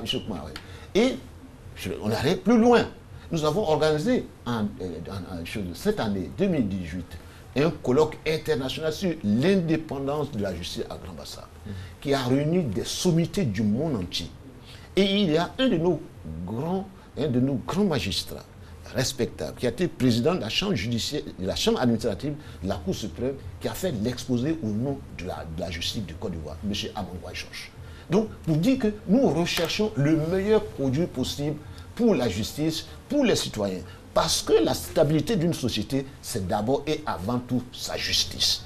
Et l'administration actuelle de la justice a fait en sorte que les citoyens soient victimes du minimum possible d'erreurs de justice. Merci beaucoup à vous, monsieur le directeur. Je rappelle, M. Daniogo Ngolo, magistrat hors hiérarchie, conseiller à la Cour suprême et directeur des affaires civiles et pénales. On a été très, très heureux de voir à la source de vos différentes connaissances, tous ceux qui sont passés ici au niveau du ministère de la Justice. Nous aimerions respectueusement, au nom de la rédaction chef, au nom du directeur général, remercier monsieur le garde des Sceaux, parce qu'il fallait des personnes indiquées ici. Il s'agit de justice, c'est très, très important. Merci à tout le cabinet, merci à tout le monde et vive la justice. On se retrouve demain, toujours avec le même sens de la justice.